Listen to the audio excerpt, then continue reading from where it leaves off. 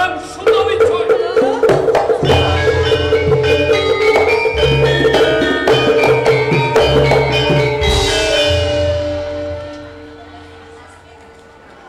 Apa yang suruh tindakan semanginan prihatin? Sampai menapa ingkang penjan sampun perso.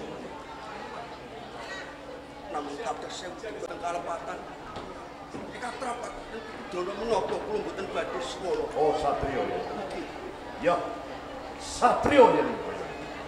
Kowe dodo yen sing kok tindakake kudune Bang Sira tindakake. Bagus. Kakang Gede Pamanan. Iki monggo bangun. Iki kula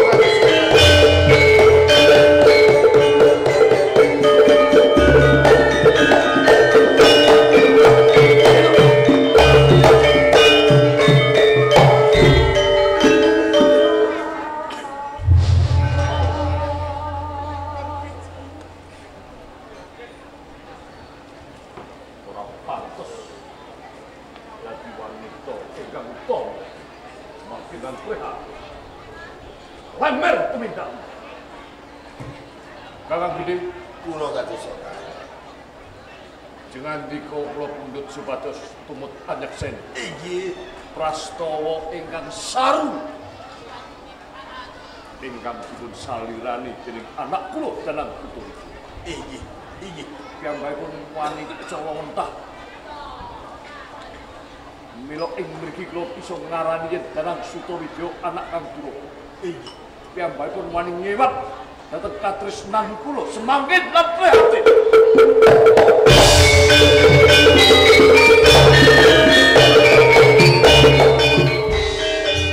Mila perlu jengan kuningan. Inggih. Ing wekdal menika ora ana pangarsa negara, ora ana kawula, ora ana bapak, ora ana putra.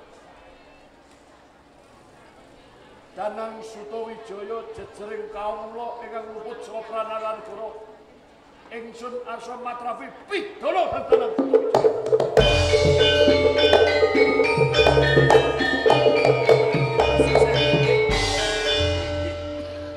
Inggih Kanjeng Sultan. Lajeng badhe patrap pidana menapa kalian oleh Danang. Lok patrapi pidana wonten Pakunggaran. Oh, inggih, inggih. Perkawisipun oleh Danang remen kalian Doroyayu semangkin dalam prihatin. Inggih mesti ngertos. Sinten semangkin prihatin? Inggih. Kanggihipun Hadijaya Joko Tinggi. Kula mboten nyebat naminipun sinten Kanjeng Sultan ning wonten satunggalipun priya ingkang tresnani kalian wanita kalih cacahipun. Leres. Wanita kalih kala wau dados sengkeranipun ratu ing Pajang. Leres. Kanjeng Sultan, yen ana wong lanang tresnani wong wadon mongko kapatrapan pidana. Sing lanang Joko, sing wedok ya isih prawan. Yogene kok tetep kapatrapan pidana Kanjeng Sultan. Prawan nuwun. Menika sampun dados gaduhan kula dados sengaran kula. Oh, jenengan kalih panikara prastawa gugure Haryo Penangsa. Oh, inggih. Tadah kaya wong bodho iki kepiye? Kula mboten bodho, mboten nggih. Pangapuntenipun. Kula mboten bela kalih Tole Danang. Nggih. Ning perkawis menika kula badhe pradul kalih Kanjeng Ratu Kalinyamat dhateng Jepara. Kula badhe suwan dhateng Jepara. Nipun Paman? Inggih. Panjenengan menika badhe tindak rawuh wonten Inggih. Jepara. Ngaten kula nderek Paman. Awit Nderek. kula niku sampun kapangkanan Bibi Kalinyamat. Mas Ayu sampun derek nggih. Sampun. Mangke kula mundhak ketularan lepatipun. Sampun. Sampun dalu. Cukup. Kowe aja mimbuhi boboting perkara iki ingkang aku magepokan lan kapok teratukan. Mboten napa-napa kok Kanjeng Serap. Jangan dikon yo galugal dhateng wae. Mboten. Nggih. Mboten Kanjeng Sultan. Kambine mana? Inggih. Perkira perkara semenika cekap semangat. Mung kowe Danang Sutawijaya. Ing kalenggan iki Rama paring palimir. Nanging lamun sira ambali maneh, aja takon dosaku. Ayo.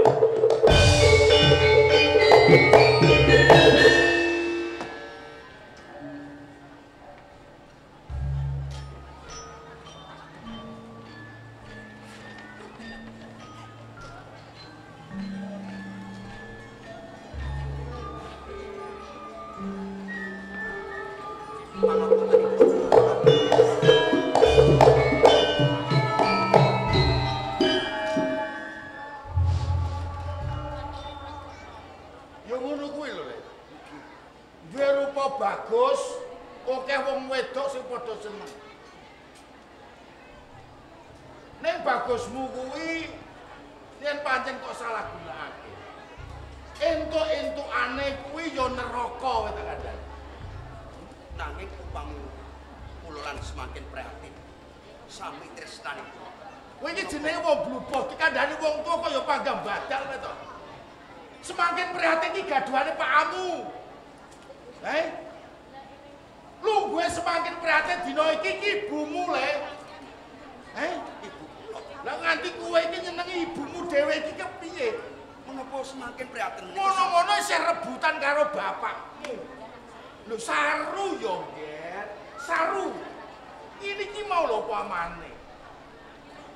Yen to ora kadenangan bapakmu iki njur piye ku? Kepiye? Mengko mesti ana dongeng. Bapak karo anak rebutan wanita, telonjonge anak dikunjara. Ngono. Kowe arep nulis sejarah ning Pajang. Ning sejarah ora apik ning tuwi boko sok balen ngono ya. Mboten badhe kula ambali malih. Ora kok ambali. Insyaallah mboten kula ambali malih. Kowe aja kok pancatan insyaallah. Pripun sing muni insyaallah ki nek wong gawe maneh kandel ora bakal tumindak tenan. Nek yen imanmu gampang miyur, insyaallah bapak nggo pancatan sak kepenakmu dhewe, ngerti? Nanging benten ning menika bab tresna. Mapanipun wonten ing ati. Terus Sinten kemawon menika nggih andherpeni hak. tresno ki mapane ning ati. Nggih. Pancen bapakmu rasa kok kandhani rasa kok tuturi. Ning laku jelantaran tumindak iso ngertani karo sapa wae. Ati sing meneh dodol ning lakumu ora iso kok singgahke, ora iso kok singitke. Ngerti? Kowe arep nuturi bapak iku, kowe urung lair aku wis lair kok, Ngger. Rayunipun kula tasih anggedhe tiyang sepuh. Ora sakondolke wong tuamu. Ya nyatane upami mboten wonten bapak komandan. Ya mengke bejan wae iki mau nek aku ra muni ra ngucap, aku arep ning Jepara, kowe ngerti? Bapak nganti ngucap kaya ngono iki mau kowe ngerti dikarepe bapak. Ngertos. Kok nganti bapak ning Jepara lapor karo Ratu Kalinyamat? Nggih ngertos. Ngertimu piye? Pawatanipun Apa? awit bapak ageng komandan menika sugih akal, sugih cara. Ora usah ngendulke pakmu, aja kok baleni meneh.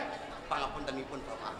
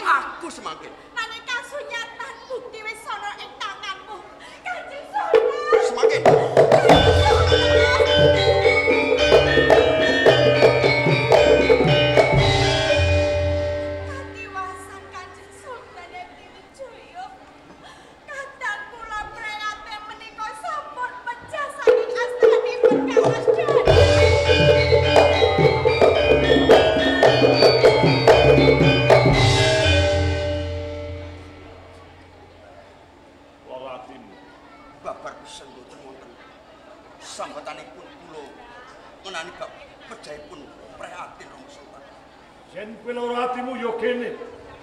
Kowe mateni bocah wedok. Iki Joko Tingkir, Boten kula. Nembe iki mawon kula mireng sewanten. Sapa sing kok pandi? Kuwi bukti kang sira ora bisa selak lati. Nanging boten kula ing triyedani kalian prihatin Rama Sultan. Aja selak kowe. Tak pidol sing abang-abangku.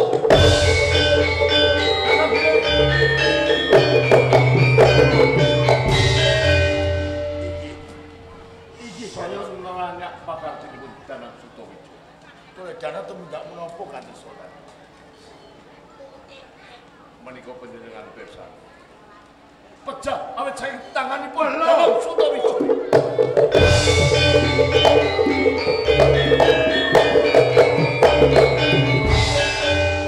Kowe mesti arep selak to kowe? Kowe mesti arep selak, arep kumbi perkara iki. Boten. Bapak pisan kula mboten tumindak mejahi kalian prihatin. Kuwi jenenge selak, Ken. Ning kowe kabukten ning tanganmu ana pusaka landhep sing gubrat getih. Ning kene ora ana seksi sing bisa ngentengake perkara iki. Mula bener lamun to Kanjeng Sultan patrap pidana karo kowe. Kanjeng Sultan ora luput atas dasar bukti iki. Mula pancen kowe sing ora bisa wal saka kaluputan jepenge.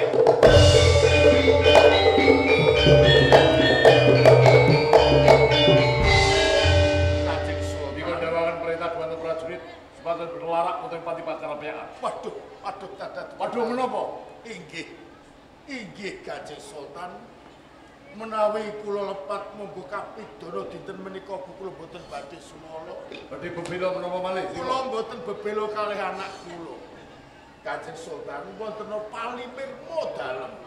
Najan to menika namung mujudaken sakwijinipun sawi. Palimirma iki wujudipun menapa? Inggih. Paringan daretan Sami-sami Toledana menika inggih kapatrapan pidana nanging sampun ngantos atas kawicaksanan dalem sampun ngantos asta dalem menika gubrat getihipun anak piyambak Kanjeng Sultan. menawi kula mboten kendhani kanthi cahya kados mekaten Sami-sami nglampahi pidana dalem. Pajang lan banten nembe ayun-ayunan perang dereng wonten karampungan. leres. Mbok injih sinuwun Kanjeng Sultan. Anak kula injih putra dalem kaprintah supados kluruh dhateng Banten menika injih mujudaken pidananipun. Yen to Danang menika tetelepat tertamtu badhe pejah dhateng Rara Pabaratan Kanjeng Sultan. Inggih Kanjeng Sultan. Oh nggih, saged dipun tampi. Matur nuwun. Danang Sutawijo ora perlu tak ambali. Kowe menyang Banten. Hasanuddin gedhengen pustakan.